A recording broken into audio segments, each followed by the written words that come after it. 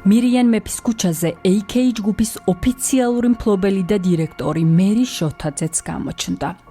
შოთაძის ავტომობილი AA007 KK მონიტორის ჟურნალისტური გამოძიების გამოქვეყნების შემდეგ პროკურატურის მოთხოვნის საფუძველზე დაყედაღებულია.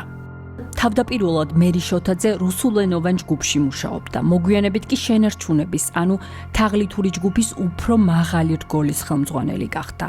ამის შემდეგ მერი შოთაძე კიდევ უფრო დაწინაურდა და კოლცენტრიდან გამოჟონილი დოკუმენტების მიხედვით ის აკაკი ქევხიშვილთან ერთად მართავდა თაღლითურ სქემას.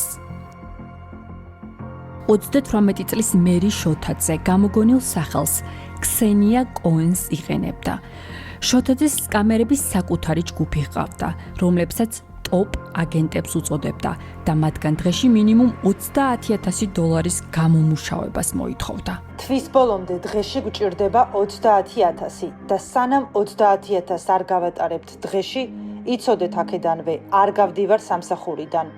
7 უძლიერესი რეთენშენ აგენტის ხეთხართ ამ თემაში. 30,000 დღეში თქვენთვის არანაირი პრობლემა არ უნდა იყოს და ერთი და იგივე თემაზე ნუ მიწევს ბევრი საუბარი.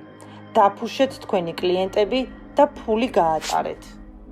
ერთ-ერთ მიმოწერაში ჩანს, როგორ ზრუნავენ თაღლითური კოლცენტრის ხელმძღვანელები კომპანიის საქმიანობის გასაიდუმლოებაზე და ამისთვის რა წესებს უდგენენ თანამშრომლებს. ინგლიშ დესკი პატარა ოთახში ტოვებენ ტელეფონებს და შენი ბავშვები არა. კრისტიანსაც კომპთან აქვს ტელეფონი და ერიკსაც. ამან ახალმა ვაფშე დაგლიჯა. რა არის ეს? აუკრძალე. მაგას ლეგიტიმურ კომპანიაში ხო არ გონია თავი.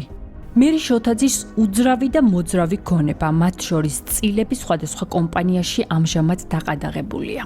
მირიან მეფის ქუჩაზე მერი შოთაძე ახალი, ძვირად ღირებული Range Rover სპორტით მოვიდა.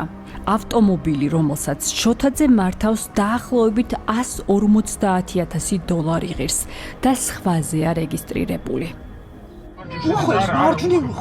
აგრძელებს თუ არა თაღლითურ საქმიანობას.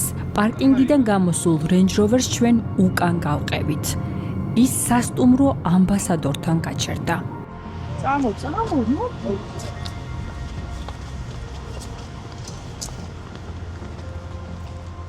გამარჯობა ქალბატონო, მერი მე ვარ სტუდია მონიტორის ჟურნალისტი. თქვენ ისევ აგრძელებთ თაღლითურ კოლცენტრში მუშაობას, მიუხედავად იმისა, რომ თქვენს წინააღმდეგ არის სისხლის სამართლის საქმე აღძრული და თქვენზე მიმდინარეობს გამოძიება და სასამართლოს ხდომები. თქვენ დაგინახეთ ჩვენ მირიან მეფის 68-ში ისევ აგრძელებთ კოლცენტრში მუშაობას. საუბრო, მადლობა.